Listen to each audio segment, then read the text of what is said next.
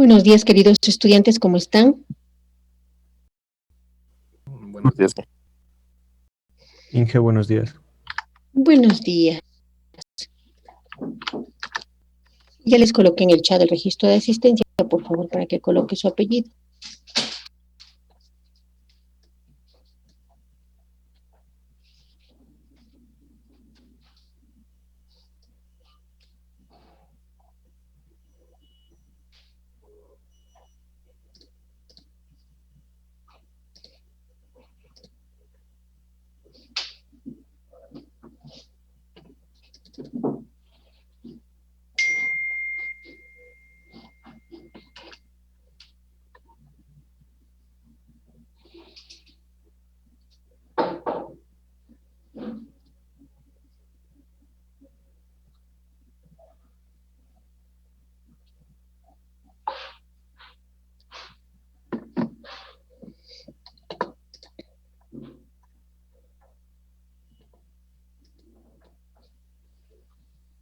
¿El señor Ojeda se encuentra?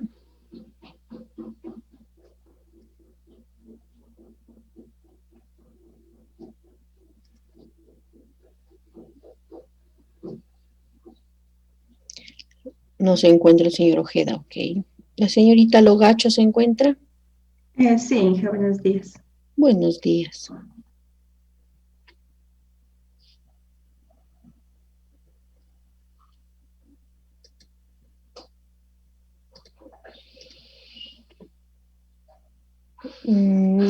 Ya puede empezar, señorita Logacho. Ya, Inge. Esta reunión está siendo grabada.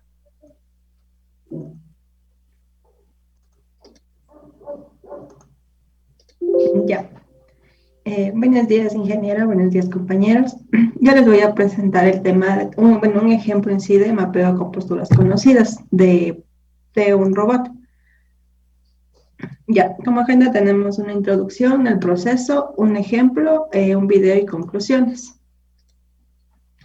Entonces, en sí, ¿qué es el mapeo de los robots? Entonces nos dice que estos algoritmos se centran en sí en la robótica móvil o en aplicaciones de vehículos terrestres. Esto es mediante, digamos que es el paquete de MATLAB, que es de Robotic System Toolbox. Y estos algoritmos nos dicen que nos ayudan con todo el flujo de trabajo de la robótica móvil, de la asignación hasta la planificación y el control. Ya. Un comando del que usamos en este ejemplo es el comando binario occupancy map, el cual nos dice que crea un objeto de mapa de una ocupación 2D que puede utilizarse para representar y visualizar un espacio de trabajo de un robot. Las cuadrículas de ocupación se utilizan generalmente en algoritmos de robótica y esta es una planificación de rutas. También se pueden utilizar en aplicaciones de mapeo, como es este caso, y para encontrar rutas sin colisiones. Para utilizar únicamente, para tener como resultado este grafiquito de aquí, únicamente tenemos que poner aquí el Simple Map, pero también tenemos otra opción, que tenemos un Complex Map y un Simple Map.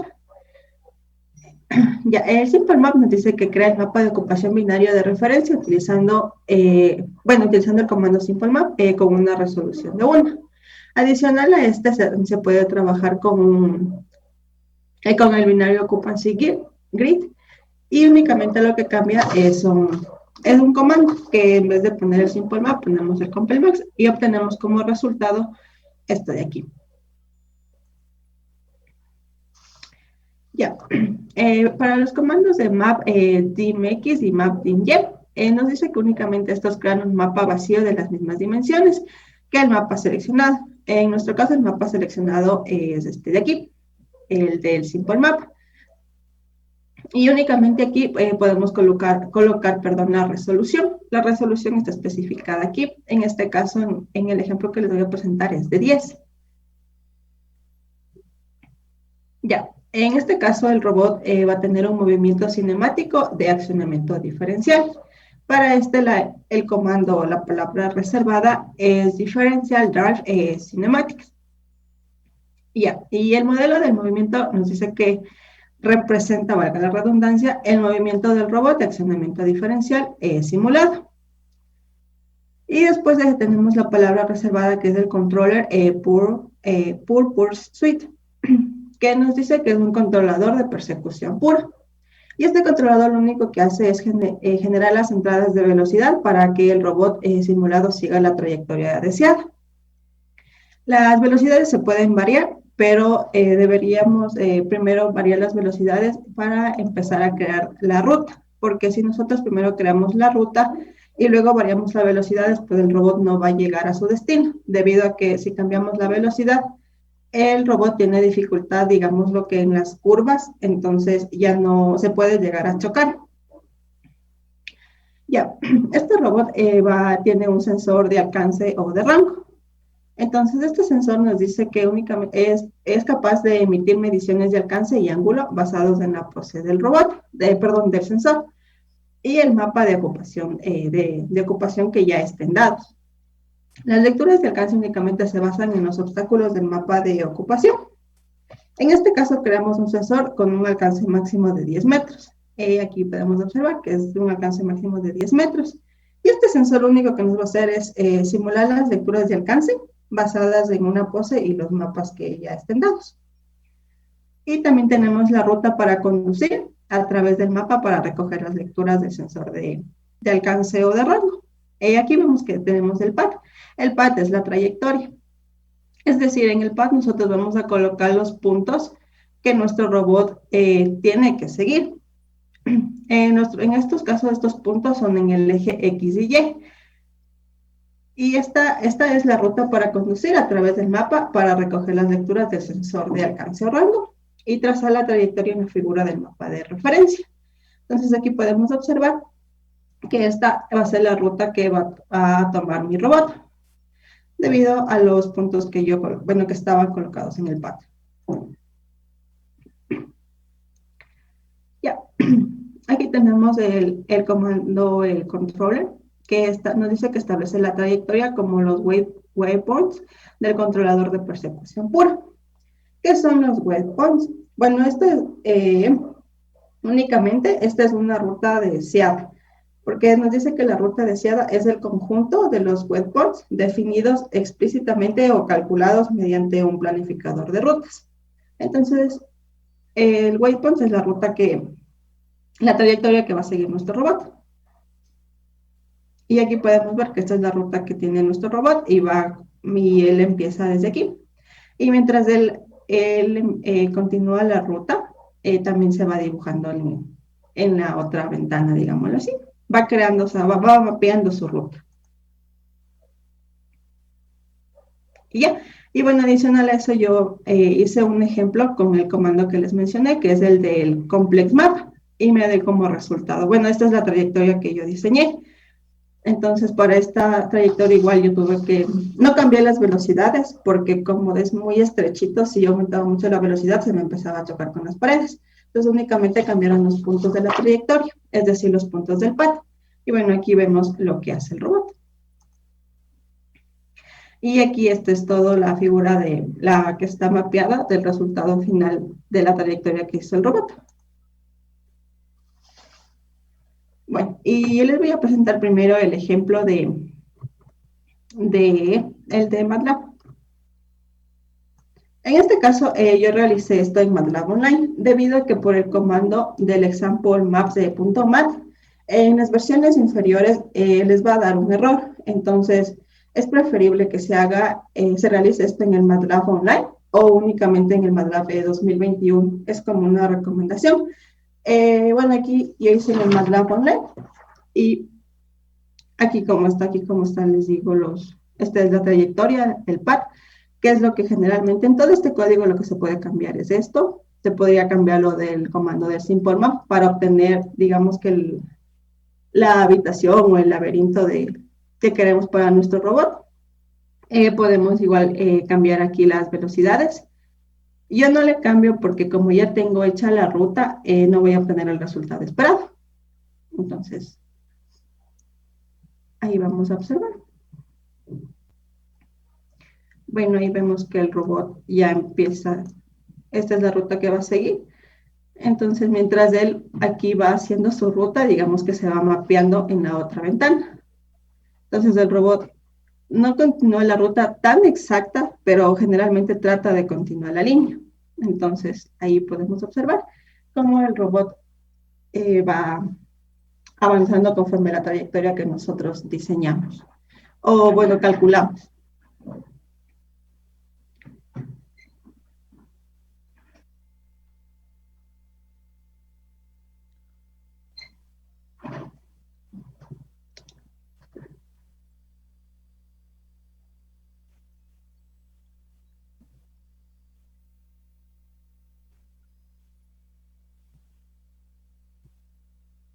Y ya, ahí vemos que el robot ya está llegando bueno, al último punto, que sería al punto de llegada. Y lo único que vimos es que el modelo de movimiento simula la conducción del robot alrededor de esta habitación o de este laberinto en función de los comandos de velocidad y de la trayectoria que nosotros diseñamos. Entonces vemos aquí está mapeado este laberinto habitación, y debido a la trayectoria que tiene, pues no obtenemos un mal resultado, vemos que es muy similar. Entonces, bueno, aquí les puedo indicar que si colocamos el complex map aquí, pues no vamos a obtener lo que yo diseñé debido a que se demoraba mucho cargando, entonces no lo realicé aquí, por eso les hice un video de eso. Entonces ahí colocamos el complex map. Bueno, esto voy a comentar.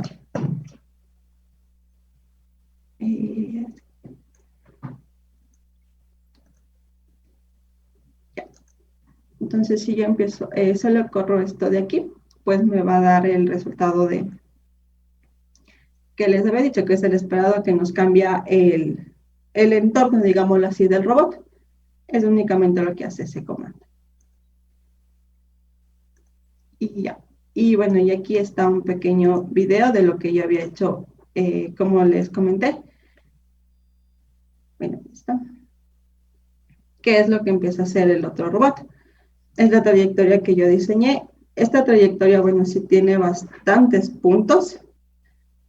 Y el robot igual va a empezar a hacer, el robot digamos, que irse por todo el mapa, por todo el entorno, para que pueda ir mapeando al otro lado. Si nosotros omitimos algún espacio, pues no vamos a obtener el resultado esperado. Entonces, bueno, le voy a adelantar un poquito. Ahí vemos que empieza por la parte de abajo y vemos cómo va mapeando todo el entorno. Yo creo que la parte más complicada de este trabajo es la redundancia, ¿no? Porque al momento que está caminando el robot, ya está mapeando el entorno y las paredes, cuando tiene que regresar, volver a dibujar las mismas paredes, eso es lo más complicado. Ajá, lo más complicado es como que la trayectoria, porque hay cruces de línea y tiene que irse por todos los espacios, porque igual si topa la pared así sea un poquito, ya es como que se choca y ya obtenemos un mapeo incorrecto, debido a que hace como que levanta una pared pequeñita, entonces eso no es el resultado que nosotros esperamos. Entonces hay que tener mucho cuidado con la parte de la trayectoria, o sea, con los valores que ponemos en el pad. Creo que eso es lo más difícil de esto, diseñar la trayectoria del robot. Y ya. Y bueno, aquí están los puntos que yo ocupé, en el caso para el segundo ejemplo que yo diseñé. Son todos estos puntos, ¿no? Que los tuve que ir calculando poco a poco. Y esto colocamos en el pad y pues obtenemos el resultado que vimos en el video. Y ya, y bueno, aquí podemos decir que, dado un conocimiento parcial sobre el entorno del robot o una posición de destino, la navegación abarca la capacidad del robot para actuar basada en su Estamos viendo el Excel. Así es que ya acabé esto. Entonces sale como que ya una conclusión. Ah, ok. Ajá. Ya, entonces eso, que para actuar basado en su conocimiento y en las medidas de los sensores, para alcanzar ese objetivo de manera eficiente y fiable, tanto como sea posible. Y eso sería todo, Inge. Ok, muchas gracias, señorita Lugacho. Ya. Muy bien.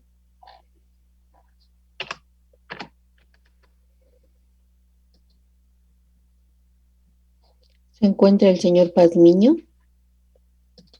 Sí, buenos días, ya le comparto. Ya, gracias.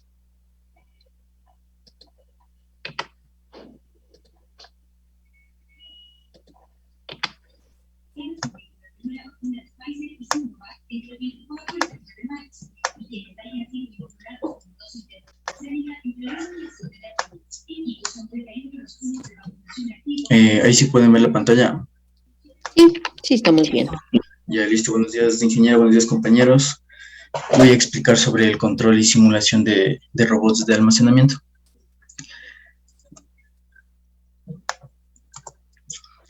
Este es un ejemplo de robots como los que se trabajan en una instalación de almacenamiento o distribución de productos. Los robots conducen alrededor de las instalaciones recogiendo paquetes de entrega y entregando a las estaciones de almacenamiento o procesamiento, como lo son hoy en día un claro ejemplo que es de la empresa Amazon. Aquí tenemos un pequeño video. Sí, se escucha el audio. Sí, está perfecto. Ya.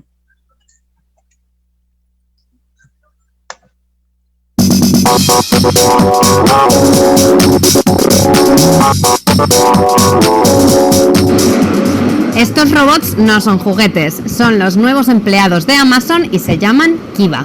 En este centro de distribución en Tracy, California, más de 3.000 de estos robots ayudan a los empleados a satisfacer millones de pedidos.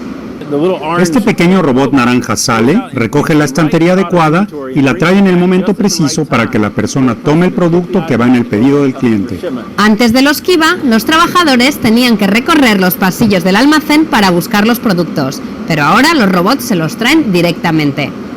Los robots pesan 320 libras y pueden levantar hasta 750. Tienen sensores de movimiento para detectar obstáculos y pueden moverse a una velocidad de entre 3 y 4 millas por hora. Amazon dice que los robots hacen posible almacenar un 50% más de inventario en el almacén, que tiene el tamaño de 59 campos de fútbol. También han aumentado la eficiencia en un 20%, por lo que algunos pedidos se pueden completar en 15 minutos en lugar de 90. En este centro de distribución de última generación tenemos trabajadores que toman los productos de los carros y los colocan en las estanterías movidas por los robots Kiva. Cuando los productos llegan al almacén en camión, los empleados encuentran un lugar para colocarlos en una de estas estanterías. No importa si hay servilletas de papel o juegos de mesa, siempre que el robot sepa dónde encontrarlo entre los 21 millones de objetos. Aunque no falta quien teme que los robots le quiten el trabajo a los humanos, Amazon insiste en que esta no es su intención. Puedes ver que aquí hay 4.000 personas trabajando en este edificio, incluso con toda esta automatización. Eso es porque nuestro objetivo es ayudar a que las personas hagan su trabajo, no reemplazarlas. Por el momento, 10 de los 50 centros de distribución de Amazon en Estados Unidos han integrado ya estos robots, a tiempo para las compras navideñas de este año.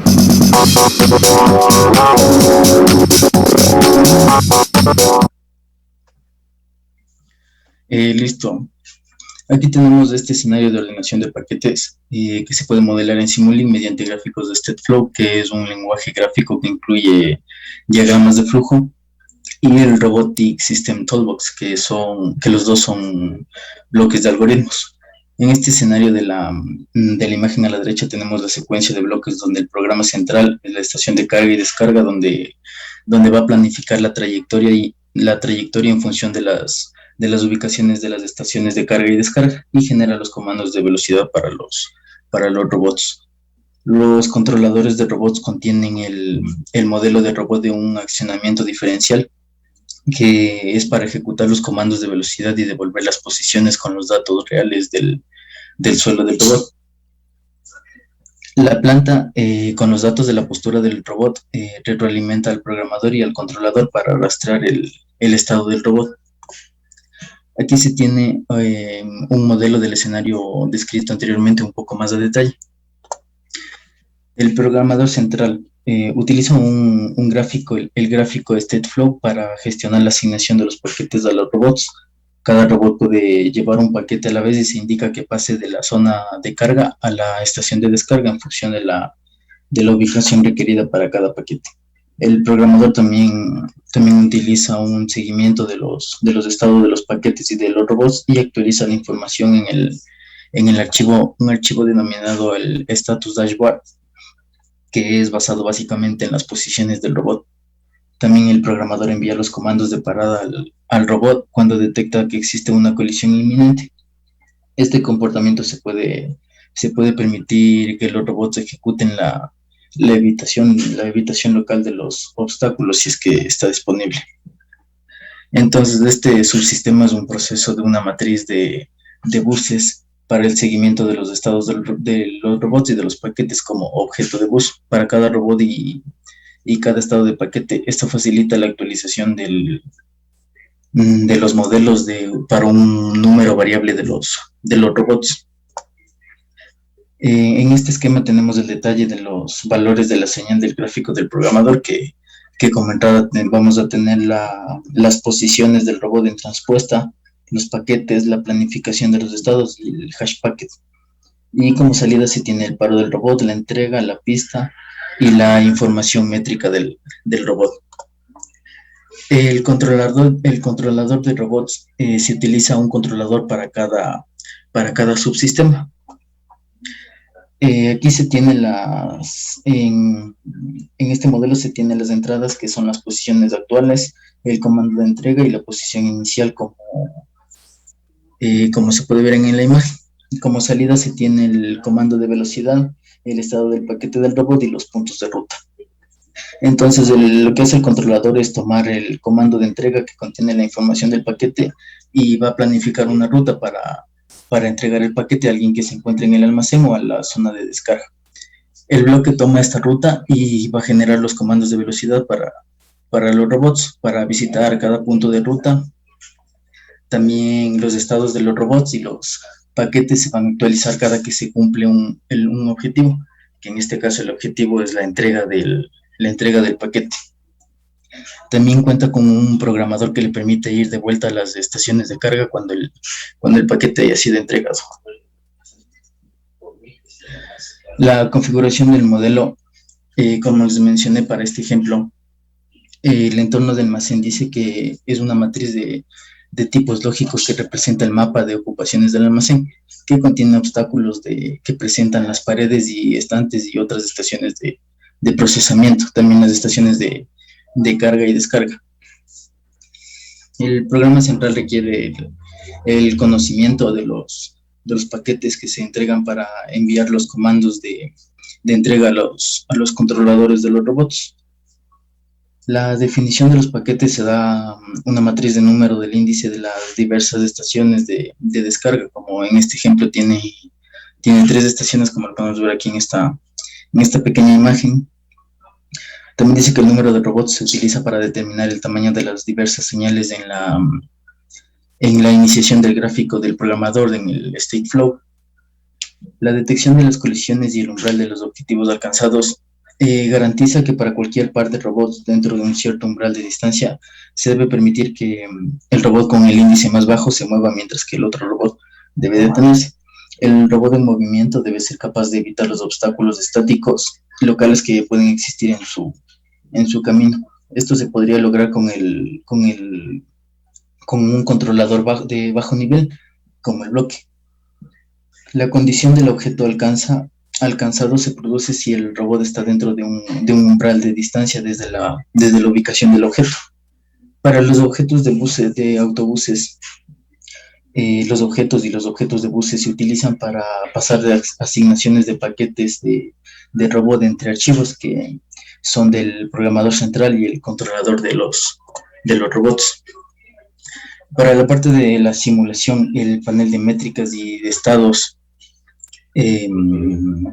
para cada uno de los paquetes, el modelo muestra si el paquete está en proceso, está no asignado o ya fue entregado. También muestra la distancia recorrida, la ubicación del paquete y un identificador del paquete. Para este ejemplo, la ampliación del modelo está configurado para controlar la modificación del número de los robots en el almacén en función de la disponibilidad, donde se debe añadir más robots más estaciones de carga y más bloques. Para la parte de la visualización, dice que ofrece algunas opciones para cambiar la vista del almacén, alterna la visualización de rutas o actualiza los tipos de mallas del robot, cambia la velocidad de la visualización que no afecta en la ejecución de la simulación del robot real. Como último tenemos otro video. Antes el proceso era manual, entonces llegaba un camión, se descargaba con una carretilla, las personas tenían que soltar estos palés, tenían que colocar en unos sitios y después que tenían que consultar los pedidos y cogiendo unitariamente todos estos productos y entregarlos. En estos momentos la preparación de pedidos por utilización de robots es perfectamente posible, con lo cual ellos van cogiendo los pedidos, optimizando el posicionamiento dentro de la propia caja y eso es real.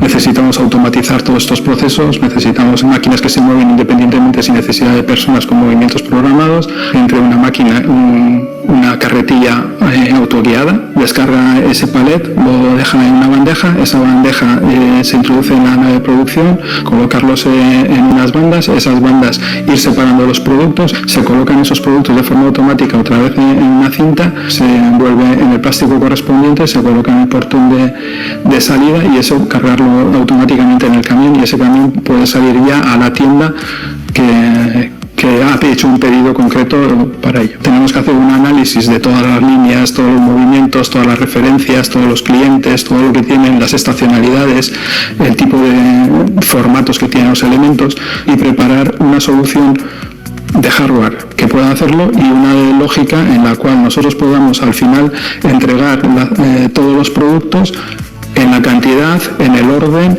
que necesitan para poder suministrar a sus clientes. Las ventajas básicamente podemos ponerlas en dos ámbitos. Está una en el ámbito, digamos, propiamente económico y otra en el ámbito de la propia gestión. Pues tenemos todos los ahorros de almacenajes en las propias tiendas, almacenajes internos, gestión de pedidos y todo lo que he dicho se puede hacer sin intervención humana. Los almacenes inteligentes, la parte más importante está en que tienen una jerarquización y un posicionamiento de los productos de forma aleatoria. El propio sistema es inteligente y sabe dónde están los productos. Y en un momento determinado la instalación parase, seguramente nadie sabe realmente dónde se encuentra ese producto, más que el software que lo está integrando. Cuando estamos hablando de Amazon, o lo mismo cuando estamos hablando de una empresa de retail, están identificados los productos uno por uno, para poder hacer después el picking o la preparación de pedidos concreta por cada uno de los productos. El tema de robots y drones ya no es ciencia ficción, sino que es realidad que existe y en estos momentos pues con drones, mediante sistemas de visión artificial y con sistemas de antenas, pues pueden detectar lo que son los códigos de barras, sacar visiones por RFID y ellos rápidamente van pasando por las diferentes alturas y por los diferentes posicionamientos y pueden ir capturando toda esa información y esa información la pueden volcar en el sistema de gestión de almacenes y controlar que realmente las cantidades y las unidades especificadas estén ahí. ¿Cómo pueden ser los almacenes de aquí a 20 años?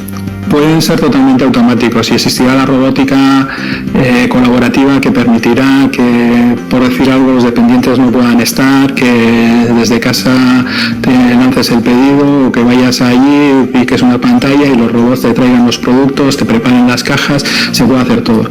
Otra cosa es lo que la sociedad vaya a evolucionar, vaya a admitir, vaya a acoger, vaya a hacer, que eso es lo que se tiene que definir, pero la tecnología ya hoy lo permite.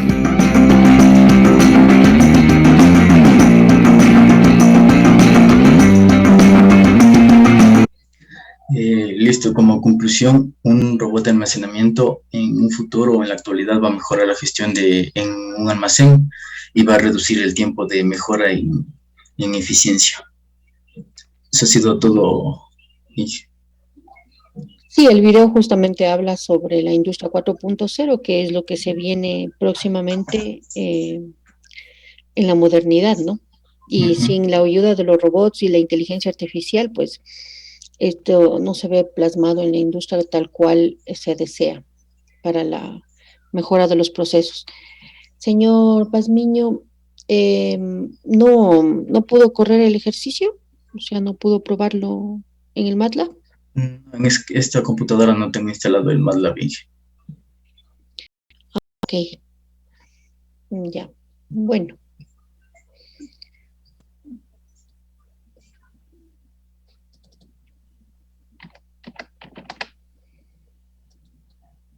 Buenas, Inge, disculpe, ¿continúo yo? Sí, señor Pozo me toca, ¿no es cierto? Sí, ya le comparto. Ya, ok, gracias.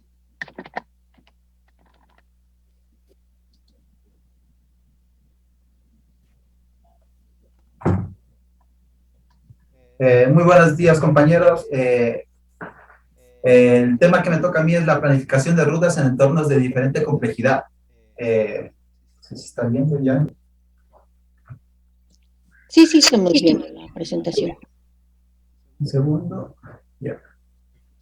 Ya, este video está en inglés, pero no voy a correr el audio, así que tranquilamente. Ya. Es un método que permite construir un plano de trabajo en 2 dimensiones, donde se generan ramificaciones, nodos, conexiones de nodos, de exploración en una área uniforme y libre de colisión.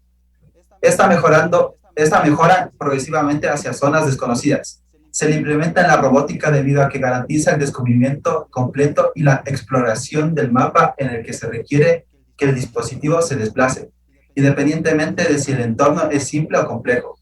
Los algoritmos PRM siempre adaptan la longitud del paso fijo y la probabilidad más eficiente de la ruta, permitiendo lograr la integridad probabilística, ya que genera un muestreo, conexiones y nodos aleatorias del espacio y después de una subrutina de detección de colisiones. Esta presenta una solución simple, ya que no depende de ningún parámetro inicial y favorece la exploración de toda la región para una óptima búsqueda de obstáculos. El árbol de exploración aumenta su resolución en cada iteración y los vértices del árbol representan las configuraciones que se obtuvieron con el modelo entorno de manera aleatoria, después de comprobar la ausencia de posibles colisiones dentro del entorno.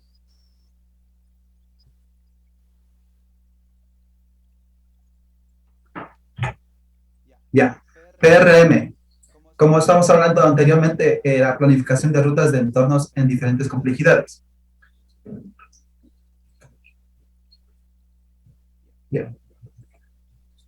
Ya. Es para, hablando en general, es para calcular una ruta libre de obstáculos entre 2 ubicaciones en un mapa determinado. Como vemos en la foto, desde un punto de inicial a un punto de salida, a un punto de llegada, digo.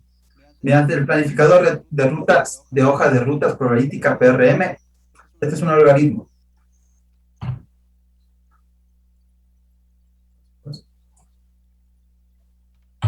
Ahí. Este PRM construye en una hoja de rutas, en el espacio libre, zona blanca, de un mapa determinado, una ruta con varios caminos.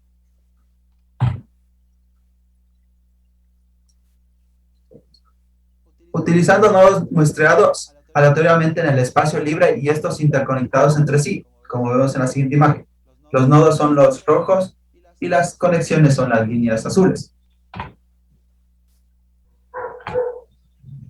Ya.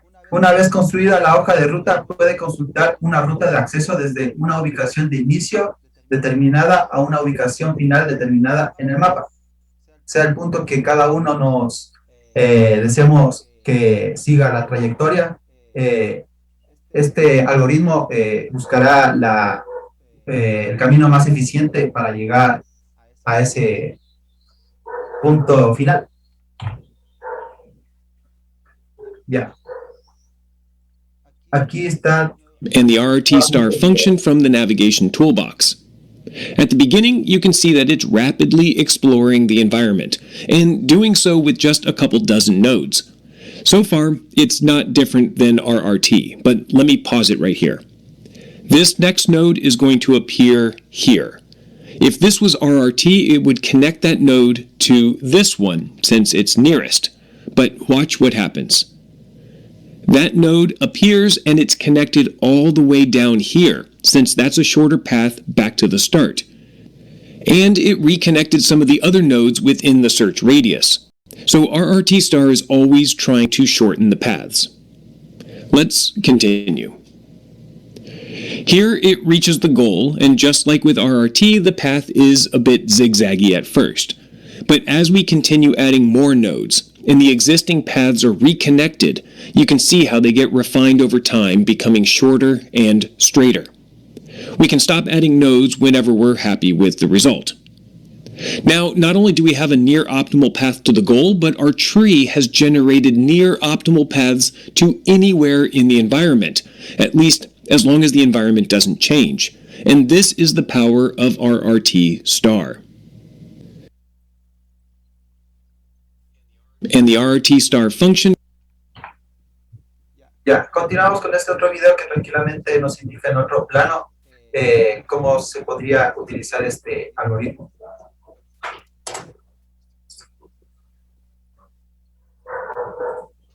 First, you will create an occupancy grid, which is a discrete representation of the robot's environment. The probabilistic road map's path planner determines connectivity between different areas of the map. The planner then allows you to find obstacle-free paths between different points on the map. Finally, you can use the pure persuade algorithm to drive the robot along the planned path. The pure persuade algorithm computes velocity commands that you apply to the robot.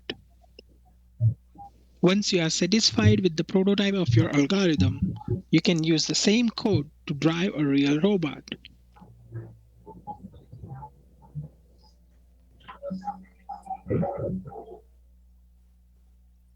Ya, el PRM, como ya he mencionado anteriormente, es un gráfico donde que contiene una red de posibles rutas en el mapa determinado. Tiene una gran cantidad de forma aleatoria. Ya. Para encontrar una ruta libre de obstáculos desde la ubicación inicial hasta una ubicación final, que uno mismo lo coloque en la pantalla, en la computadora. Ya, basado en espacios libres y ocupados. Que al crear o actualizar el punto M, el run de MATLAB, el objeto de la ubicación genera aleatoriamente nodos y crea conexiones entre nodos en función de los parámetros del algoritmo PRM ingresados. Como vemos, cada nodo está interconectado con otro nodo con conexiones.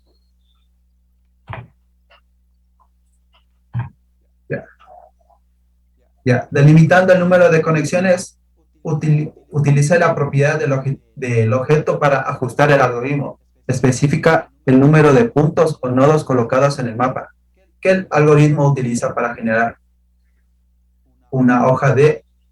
Con estas funciones, tranquilamente podemos crear en se podría decir una imagen, o también podemos generar con estos mapas, tranquilamente estos mapas predefinidos, pero también haciendo la transformación de una imagen PNG. Ya. El primer código es para cargar los mapas ya predefinidos en versiones de MATLAB desde el 2018, pero más exactamente en el MATLAB 2020, que dispone de estos mapas en sus paquetes de plugin y de subprogramas que están dentro en el MATLAB mismo. Ya, map igual binary occupancy map es para seguir generando estos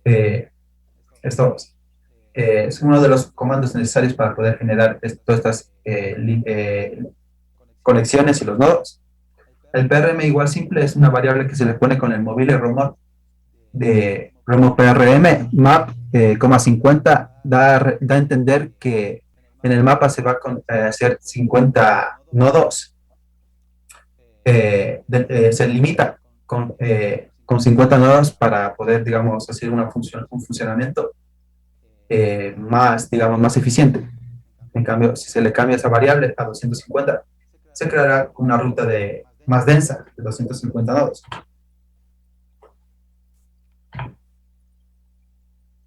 Ya. Sin embargo, al aumentar la complejidad de más nodos y conexiones de los nodos, aumentamos el tiempo de cálculo. Como estamos viendo anteriormente, con 50 nodos tendremos un menor tiempo de procesamiento, a comparación de los 250 nodos que se demorará más en procesar. Ya, para obtener una buena cobertura del mapa, es posible que se necesite un gran número de nodos, debido a la colocación aleatoria de nodos, pero es posible que algunas áreas del mapa no tengan suficientes nodos para conectarse al resto del mapa, y estas sean eliminadas para un mejoramiento del tiempo de procesamiento. Se crea un número grande o un número pequeño de nodos en una hoja de ruta. Como vemos anteriormente, el load example maps.mat es para abrir la carpeta donde está un entorno ya hecho anteriormente o sea que ya se incluye en el MATLAB mismo. Aquí también está el código necesario para poder utilizar estos programas, este paquete. Y aquí ya tenemos delimitado que con el start location es para saber dónde está ubicado el punto inicial de salida, como el end location, que es para el punto de llegada. El pass fins patch es para donde está dentro los comandos de comienzo y de salir, de comienzo y de llegada de la ruta donde se va a crear los nodos y las conexiones de los nodos. Ya creando de 100 nodos con procesamiento normal para obtener resultado coherente en la misma ubicación de nodos, utilicé para guardar el estado de generación de números aleatorios. Este de aquí nos sirve para guardar el estado de generación de números aleatorios. Tranquilamente podemos tener una cantidad específica. Como vemos aquí en la imagen, tenemos de 100 nodos. Pero aquí con este comando tranquilamente delimitamos a 2 metros la distancia entre la mayoría de los nodos de conexión. Esta elimina las conexiones no necesarias para la trayectoria. O sea, puntos que no tienen, digamos, o sea, no están interconectados. Son algunos puntos que no son necesarios para la eficiencia de la ruta ya preestablecida, como vemos en naranja. Si tuviéramos otra ruta, fuera de otra forma. Pero estos son los puntos necesarios para llegar de óptima manera a en todo el entorno a ese punto, desde el punto de entrada que está en el 2.1 hasta el punto de salida que es en el 12.10, como anteriormente estaba indicado. Eso sí recorrerá por todo el entorno, dependiendo la ruta que uno mismo desee proceder. Ya. Delimitaciones. Ya, al actualizar el PRM con variaciones de nodos. Tranquilamente actualizar el PRM con variaciones de nodos cuando se utiliza el algoritmo y se modifica las propiedades con cada nueva llamada de función run de MATLAB. El objeto desencadena los puntos de hoja de ruta y las conexiones que se van a volver a calcular escrita de función Mobile Robot PRM en el archivo .m generado. Esto es lo que nos hace entender que a lo que ponemos correr el programa, tendremos unos nodos y unas conexiones ya establecidas, pero si lo hacemos correr de nuevo, estos variarán. Dado que volveremos a calcular el mapa puede ser intensivo desde el punto de vista informático, mucho procesamiento, como estamos viendo. El SOAP PRM es para que se pueda visualizar en el figure, la figura que se genera cargando el example maps.mat. Ahí está, igualmente ha sido con 100 nodos. Ya. Adicionalmente, también tenemos este siguiente comando, la función update PRM y el show para que se actualice. Como vemos, es el mismo mapa, el mismo entorno, pero los 100 nodos están conectados y distribuidos de un poco más diferente. Es dependiendo cada vez que ejecutes de nuevo el programa o uses el update PRM, variará la ubicación de cada nodo y cada conexión puesta ahí. En este caso 100, sería 100, que varió como se está observando en las dos imágenes. Ya, crear con nodos fijos, optando en que se puede reutilizar la misma hoja de ruta llamando a diferentes ubicaciones inicial y final ya guardadas. Como estamos viendo aquí, cargamos el entorno y aquí también utilizamos el simple path, 2.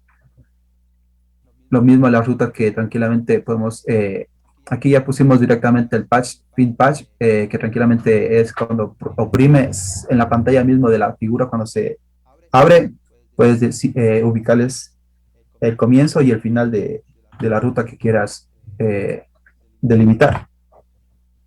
Aquí tranquilamente con estos comandos podemos ejecutarlos, iniciarlos y seguirán los mismos nodos y conexiones en las mismas posiciones, en las mismas conexiones. No variará en ninguna de las dos.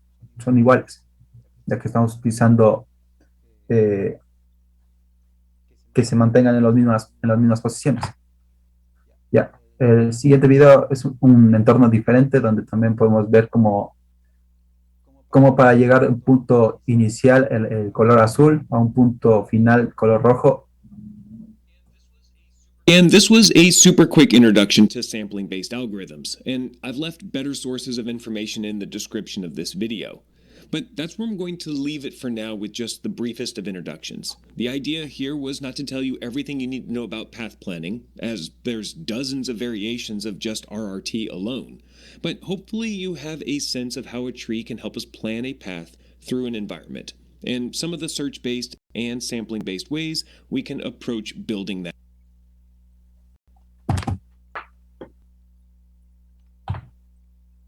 Ya, aquí a continuación otro video también.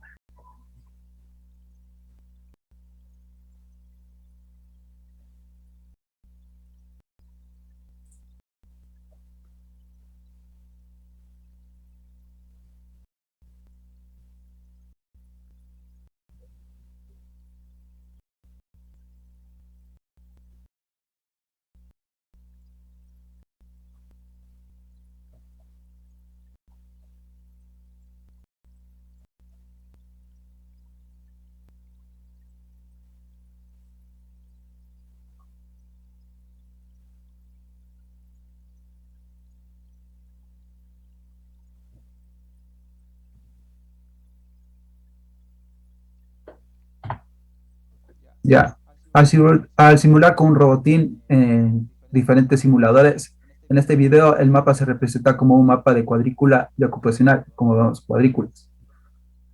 Utilizando datos importantes del entorno, al muestreo con este algoritmo comienza a ramificar, a crear cada nodo y cada conexión de él en el plano de donde están las cuadrículas.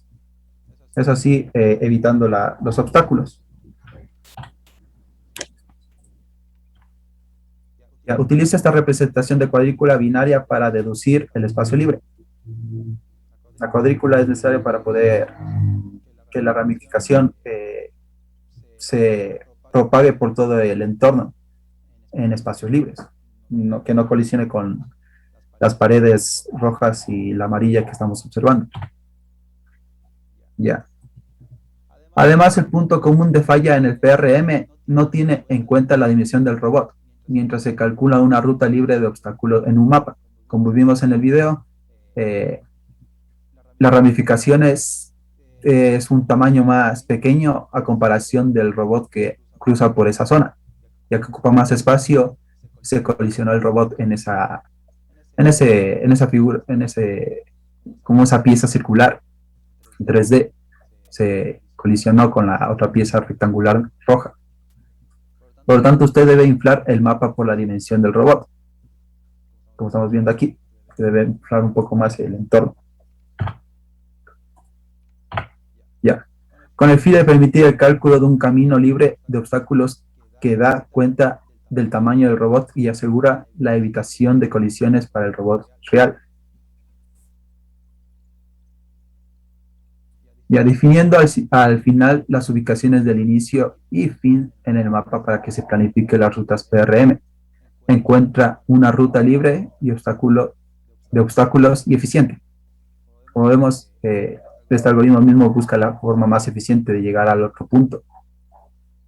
Desde el punto de la derecha hasta el punto que está cerca de esa figura, de esa pieza amarilla, la más eficiente. Si fuera otra ubicación, tranquilamente el mismo algoritmo buscaría la ruta más favorable para llegar a esa ubicación.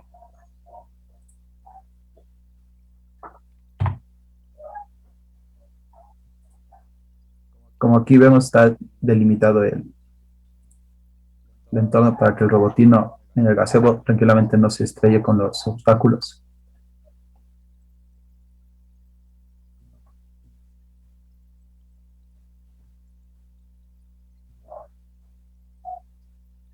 Como vemos, le está indicando dónde quiere que se mueva el robotino. Un punto de inicio, un punto de llegada.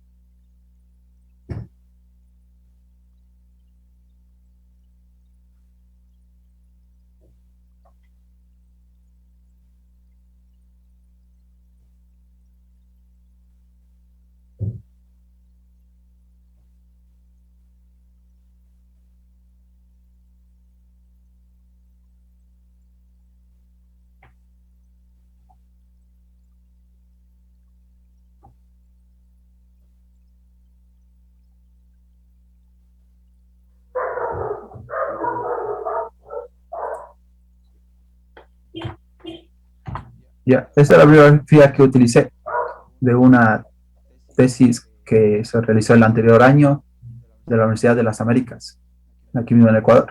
Ahí están las dos ubicaciones del MATLAB donde estaba la mayoría de información y los videos recopilados. Bien. ¿Y no pudo probar el ejercicio en el MATLAB? Sí quise probar, el problema es que tengo el MATLAB 2017B y cuando ya traté de hacerlo el MATLAB en línea no me corrió, o sea, como que no, o sea, no me corría el programa. Es el problema. Por eso saqué muchos videos de lo que se podía decir de este algoritmo que cómo se usa. Ok, gracias.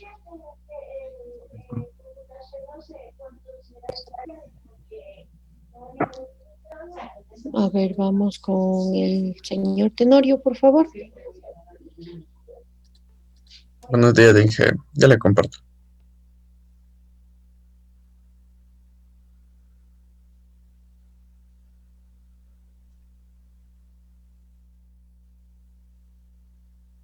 No sé si mi presentación.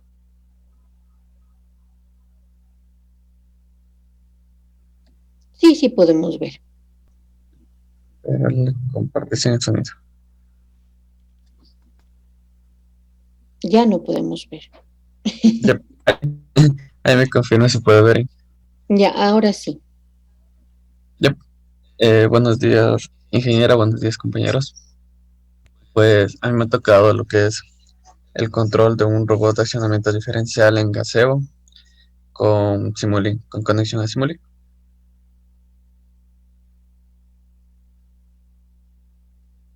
Entonces, ¿Qué requisitos necesitamos para poder ejecutar el gazebo con Simulink? Entonces, en este ejemplo que se mostrará de cómo controlar un robot de accionamiento diferencial en cosimulación de gazebo mediante Simulink, los requisitos de software son los siguientes para su ejecución. Primero necesitamos tener instalada una máquina virtual que contenga el sistema operativo que sea Ubuntu Xenial Cerus o Ubuntu Bionic Beaver. Tenemos que también tener el gazebo ROS, el Bouncy, o sea, el gazebo ROS tipo Bouncy. Y como tercero, el gazebo SMaker 2.0 o el gazebo 9 y el libgazebo 9. Bueno, esta es dependencia del software que aguante la máquina virtual. Y todos estos programas son Open Source Robotics, de Handlewright, de Gazebo y ROS2, que es la colaboración que han hecho para poder correr estos programas. Entonces, a continuación vamos a ver un pequeño video en el cual veremos un ejemplo de lo que son las trayectorias o para qué se puede utilizar las trayectorias en estos tiempos.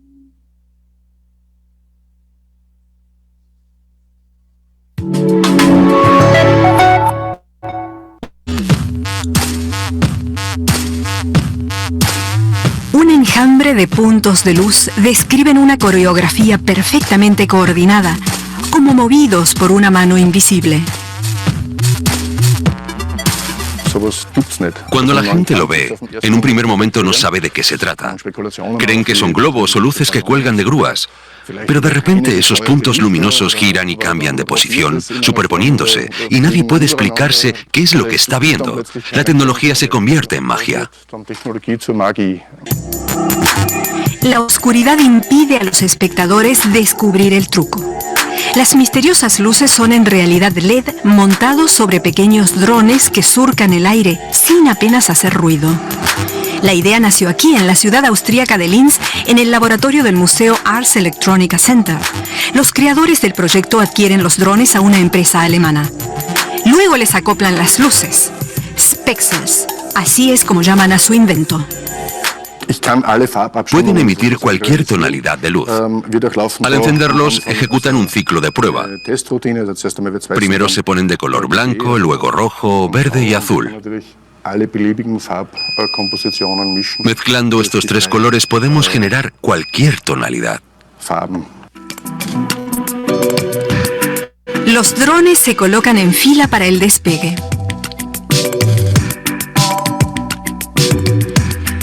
La coreografía se genera con ayuda de una computadora. El propio equipo desarrolló el programa para ello. Entre otras cosas, evita que los drones choquen en el aire. Estos envían cada 2 segundos información sobre su posición a la computadora. La computadora está en el suelo y se comunica con cada uno de los drones. Les dice a dónde tienen que volar. Mientras esto ocurre, nosotros nos limitamos a observar. El enjambre de drones y la computadora operan de forma totalmente autónoma, siguiendo el programa.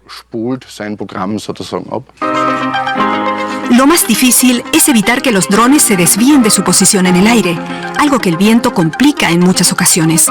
Si uno de los drones cayese al suelo, la tecnología que porta, valorada en 3.500 euros, se dañaría irremediablemente. La primera coreografía aérea en 2012 fue todo un éxito. 49 drones surcaron el cielo de Linz durante un festival musical, un récord imbatido que sigue despertando admiración. No tardaron en recibir encargos de todo el mundo. Como por ejemplo de la ciudad sueca de Umeå, con motivo de la ceremonia de inauguración de la capitalidad cultural europea en 2014. O de Brisbane, en Australia.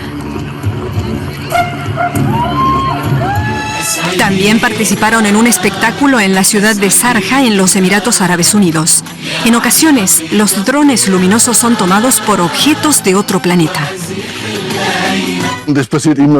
Una y otra vez, la prensa informa de que hubo avistamientos de ovnis en las cercanías de donde realizamos un espectáculo. Es genial. La flota de drones consta actualmente de 75 unidades, aunque aún no las han empleado todas simultáneamente. Cuantos más puntos de luz haya, mayores son las combinaciones y las coreografías posibles. En estos momentos el sistema podría coordinar entre 100 y 200 drones. Es la cifra que nos hemos fijado como meta, pero yo quiero ir aún más allá.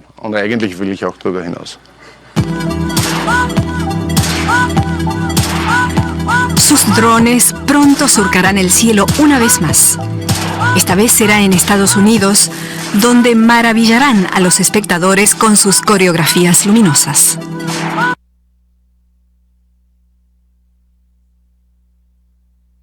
Bueno, como podemos observar en el video, un uso de las trayectorias que se le puede dar en estos programas o basándose en MATLAB es que, como podemos ver en el ejemplo, que se puede hacer figuras en el cielo y evitar que se choquen los drones entre sí.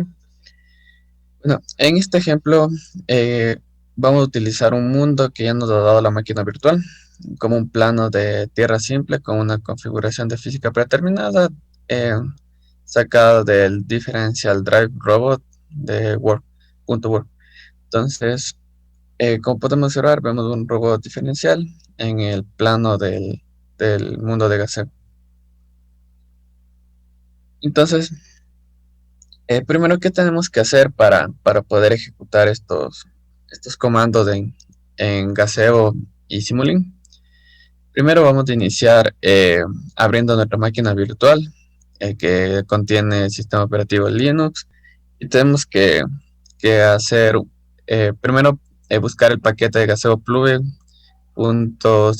que esto nos da MATLAB, nos ofrece el paquete plugin. En este caso lo que haríamos nosotros es ingresar al terminal de Linux y vamos a ejecutar este código que dice home user y Gazebo plugin para abrir el terminal y abrir la carpeta y desempaquetar el punto zip adentro para poder tener todos los comandos de Gazebo para conexión con MATLAB. Entonces, ya hablando un poco del modelo que tenemos del Open System del Gazebo Differential Drive Control, vamos a tener que este modelo dispone de 4 cosas. El Gazebo Pacer, también tenemos que el Gazebo puede leer datos de sensor, puede controlar un robot móvil, también puede enviar datos de actuación a Gazebo. Entonces vamos a ver uno por uno para entender un poco más de cómo se compone cada modelo. Empezando por el Gazebo Pacer, dice que el Gazebo nos permite establecer una conexión directamente con el Gazebo. También puede trabaja utilizando el puerto, o sea, el puerto de conexión, que este puerto ya está predeterminado, que es el 14581, y también le pondremos la dirección que nos da nuestra máquina virtual, que nos establece de forma predeterminada igual. Entonces, dando doble clic sobre el Gazebo, vamos a abrir la configuración. De ahí lo que haremos es poner al network address, a la dirección custom, ponemos la dirección IP de nuestra máquina virtual y el puerto que se asigna directamente, que es el 14581, y el tiempo de respuesta en 10 segundos para hacer un test. Podemos hacer un test para ver que esté todo en orden, o ver que no esté cambiado los puertos, o que la dirección de la máquina IP de la máquina virtual, la dirección IP no esté correcta. Entonces esto lo que nos permite es hacer la conexión con el Gazebo. Entonces esto va al comienzo de todo el programa. También tenemos que este programa también hace las salidas del sensor de Gazebo. Entonces En cuanto a salidas, el sensor nos va a leer los datos desde gaseo. A estos datos también los asigna en bloques de Simulink, en sus apropiados bloques de Simulink. Y también podemos trazar un gráfico de la posición en XY actual del robot. Y todos estos datos, para no perderlos, también podemos almacenarlos en una salida controlada de Simulink. Entonces, como podemos ver en la imagen, este es el bloque de Simulink. Tenemos aquí a los sensores de salida. Aquí lo que haría es leer los sensores. También tenemos estos para graficar. Aquí para almacenar. También, ¿qué podemos hacer? Leer los sensores también del gazebo. Entonces, ¿qué nos permite hacer esto? Nos permite extraer la postura de los datos del sensor de la red. También nos permite que los datos de la pose son las coordenadas y un cuaternión de 4 elementos para la orientación de X y Y. Como nuestro compañero en la anterior exposición, este traza un plano de datos de cuatro estaciones, y esto nos permite ver que en la orientación X y Y es un cuaternión de elementos. Entonces esto quiere decir que las posiciones o las coordenadas que vayamos a utilizar van a estar evitando bastante el error. Que también nos permite que las velocidades de las ruedas se calculan en función de la velocidad de cambio de las posiciones de las ruedas a medida que giran. O sea, podemos también calcular la velocidad a medida de que el robot vaya avanzando, y esto también nos permite tener otra variable que sea la velocidad. Entonces, como podemos ver aquí en el gazebo, esto aquí es el bloque de Simulink, en el cual nos permite unir los dos para tanto el gazebo red como el gazebo el Speed Data para controlar la velocidad de posición de las ruedas. Entonces nos permite unirles para darle movimiento a nuestro robot. También tenemos el control de los robots móviles. Entonces, como en las anteriores posiciones, en Simulink también nos permite a nosotros asignar ciertos puntos para que el robot ejecute un camino. Entonces, en esta sección se acepta un conjunto de waypoints, que son los datos que nosotros le asignemos, o la ruta que nosotros le asignemos a manera de puntos de destino. Dice, esto verá la postura corriente y las velocidades actuales de la rueda, y nos permite los pares necesarios para que el robot siga su camino. Entonces, como podemos observar, este es el bloque de Simulink, en el cual nosotros podemos asignar los waypoints y asignarle también la velocidad o el tipo de control que nosotros queramos. En este caso, en el ejemplo siguiente, vamos a ver que se le asigna un control de velocidad un poco bajo para poder ver el error. Y aquí lo que nos hace es que podemos ver controlar la velocidad de las ruedas de nuestro robot. Y esto lo que hará es, mediante los bloques de Simulink, o mediante lo que se trabaja acá dentro de las ecuaciones o los algoritmos, nos permita que nos dé el par necesario, o sea, el torque necesario para que el robot avance. En este caso, si queramos conectarnos o hacer un proyecto en el cual conste de ejemplo que el robot necesite avanzar una cuesta, entonces esto hace el cálculo para que dé el par necesario para que pueda subir, o el arrastre necesario para que el robot pueda coronar la cuesta. También tenemos los comandos para controlar el par del actuador. En este se toman los comandos del par producidos por el controlador y lo envía a Simulink utilizando los bloques de gazebo con Simulink libre. En MATLAB, en Simulink, existe una librería de gazebo en el cual nos permite obtener los bloques de Simulink, pero también nos permiten en el Command Windows utilizar la librería de Simulink de Gazebo para trabajar en el Tu Workspace, haciendo Tu Workspace los datos. Podemos trabajar como antes lo hacíamos de inteligencia artificial, que podemos utilizar los .fis. En este caso también podemos utilizar Tu Workspace para trabajar con otras aplicaciones del MATLAB. En este caso nos permite la librería de Gazebo programar mediante el Command Windows y trabajar también en Simulink a la vez. Pero esto solo permite trabajar en Ubuntu, ya que estas librerías son especiales de Ubuntu y no nos permiten trabajar en Windows.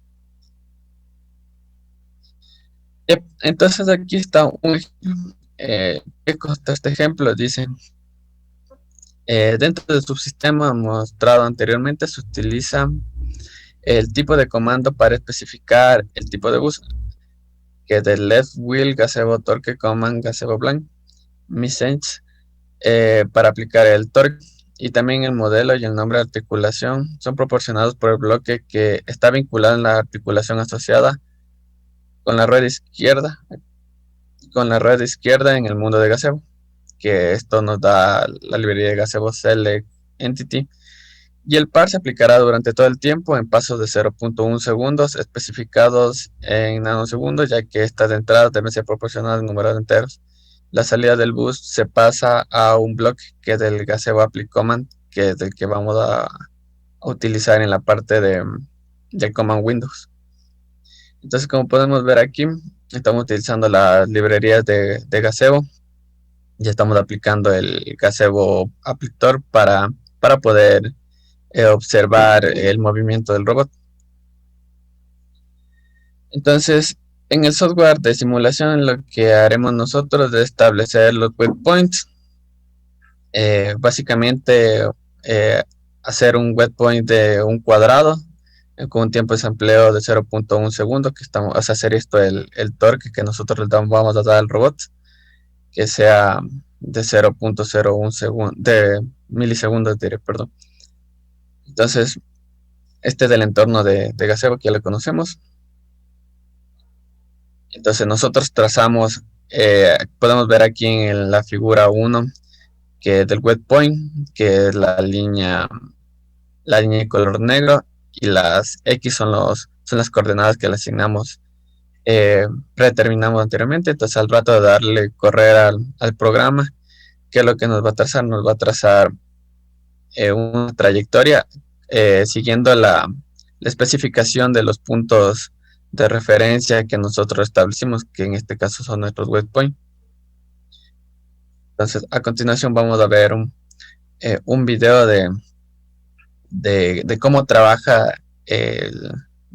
los waypoints y también las trayectorias que puede seguir, y qué pasa si nosotros le interferimos en el movimiento del robot, qué es lo que va a hacer.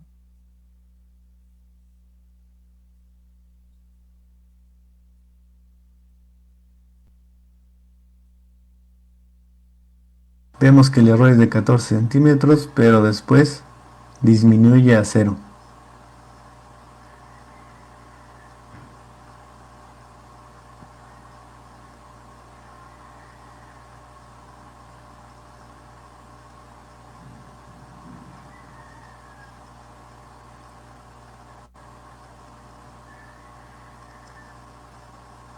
Presiono Escape, el robot se detiene y voy a graficar su posición y los errores. Se ve que inicia fuera de la trayectoria, oscila, entra a la trayectoria. Aquí lo moví, lo perturbé, pero aún así regresó a la trayectoria. Aquí lo volví a mover, pero se observa que el robot sigue la trayectoria perfectamente. Los errores de seguimiento respecto al tiempo se muestran en pantalla.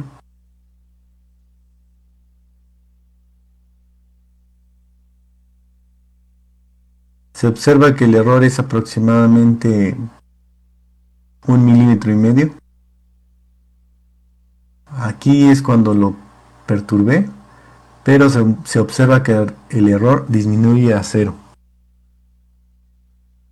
Como podemos ver en el video, si le asignamos una trayectoria, los comandos de Simulink corrigen, si nosotros le movemos al robot, corrige para que el robot continúe con la trayectoria. Esto lo que hace es para eliminar en caso de que haya perturbaciones en el espacio físico del robot, el robot pueda continuar con su trayectoria y no pueda ser afectada en el caso de que ya le tengamos una aplicación. Entonces, como podemos ver, el error mediante estos bloques de Simulink, ya como vienen predeterminados, nos da errores pequeños de un milímetro fuera de la trayectoria del robot. Entonces, estos bloques Simulink son más apropiados para trabajar para evitar hacer código y nos pueden dar bastante uso. El punto negativo de esto es que solo nos permite trabajar en Ubuntu, esta librería de gaseo, porque el ROS y el gaseo, esta librería están hechos para que lean los comandos de Ubuntu, más no los de Windows. Entonces este sería un punto negativo. Gracias. Gracias, señor Tenorio.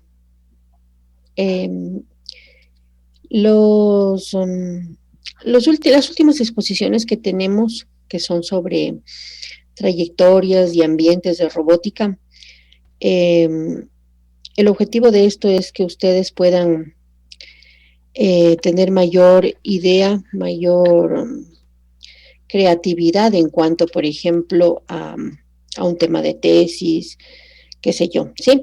Porque les da la motivación a que puedan ustedes controlar un robot en el espacio y puedan encontrarle la aplicación real de este robot. Porque dentro de la robótica móvil tenemos dos tipos de planificadores de trayectorias, lo que son los en entornos abiertos y en entornos controlados. En entornos controlados, pues el planificador de trayectoria no es complicado, o sea, no es complicado como lo hemos visto en estos ejemplos. En entornos controlados, básicamente se los trabaja como ya lo han hecho ustedes en el gazebo, con el robot Tortuga, generando la trayectoria secuencial de movimientos punto a punto, paso a paso, y prácticamente así vendría a ser el planificador de trayectorias dentro de un entorno controlado. Claro, con la inmersión de más sensores para que el robot no choque con paredes, qué sé yo, ¿sí? Pero prácticamente dentro de entornos controlados, los planificadores de trayectoria pues no son muy complicados, ¿sí? Estos algoritmos que estamos viendo con estos ejemplos más se utilizan en entornos abiertos, por ejemplo, robots exploradores, ¿sí? Como son los que la NASA ha enviado a Marte, esos son los robots exploradores, ¿sí? O también tenemos robots que ayudan en el campo militar, ¿no? Son robots exploradores también que son caminadores que permiten trasladarse de un punto a otro en planos irregulares, en terrenos irregulares, con rocas, etcétera, y que le ayudan a transportar carga. Entonces, estos robots también son exploradores, y ahí es cuando tenemos un campo abierto, un entorno abierto, ahí es cuando aparecen los problemas de la navegación, aparecen los algoritmos de planificador de trayectorias donde realmente se necesita que el robot no se pierda dentro del mapa, ¿sí? Y que sepa bien dónde está y a dónde quiere llegar. Entonces, como les digo, en los entornos cerrados, controlados, no es complicado realizar un planificador de trayectoria, más que usted solamente incluya dentro del algoritmo más sensores para que el robot pueda realizar la tarea de una manera efectiva, sin chocar en paredes, qué sé yo, ¿ya? O haciéndolo más rápido también. Pero en entornos abiertos sí se crea un problema bien grande, debido a que el robot necesita navegar en un entorno desconocido para él, ¿no? Entonces, lo que son sensores de distancia, etcétera, no van a ser suficientes para que el robot pueda desplazarse en un entorno abierto.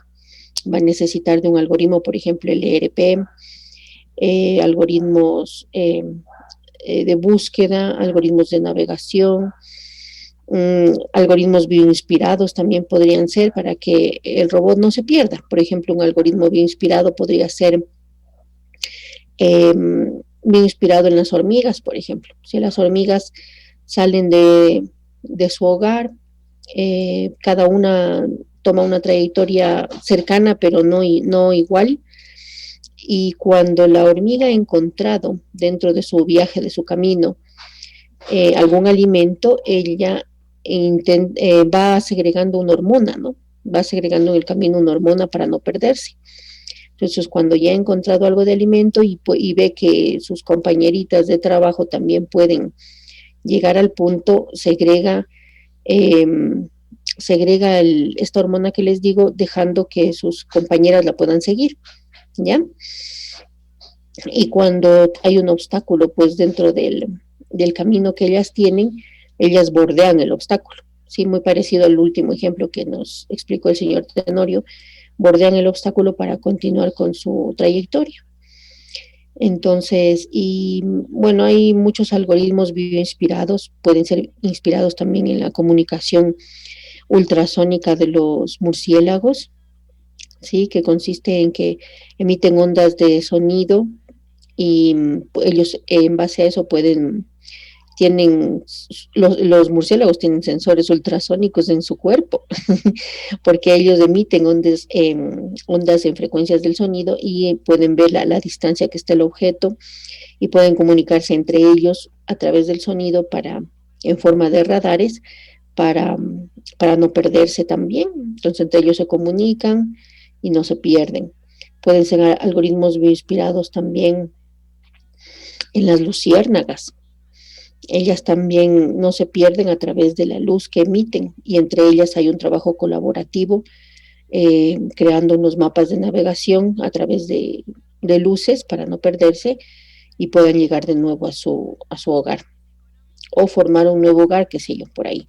Entonces, hay algoritmos también de lobo gris que tienen que ver con acechar una presa, ¿sí? Y luego el lobo principal, los lobos, digamos los secundarios, acechan la presa, rodean la presa y el lobo principal es el que ataca. Entonces, también hay algoritmos para irse acercando más a la presa, ir rodeando la presa y luego ellos nunca atacan a la presa, sino que bordean para que no se escape. Y luego el lobo, el del principal de la manada, es el que entra a producir el ataque, ¿sí? Entonces también hay comunicación entre ellos, un poco más o menos midiendo las distancias entre la presa y entre ellos para no dejarle escapar y así.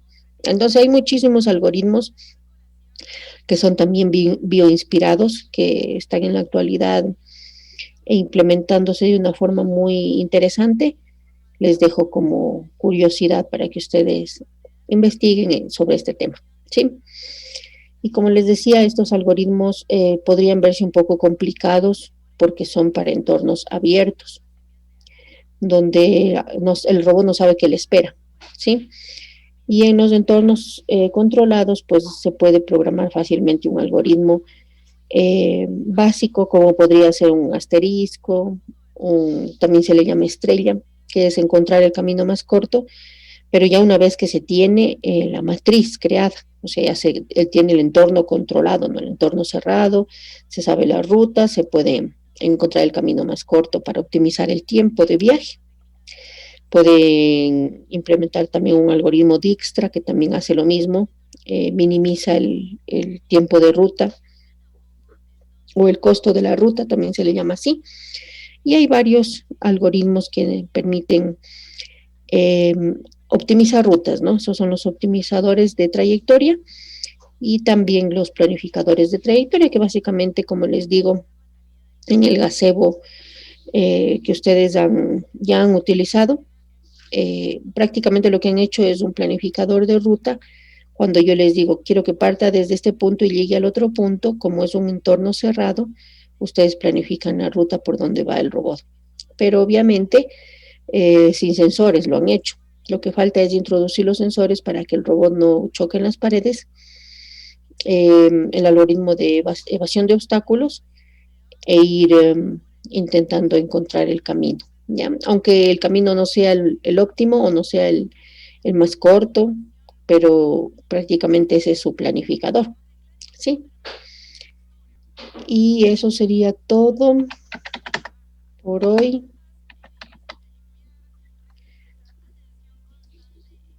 Porque el señor Ojeda no está.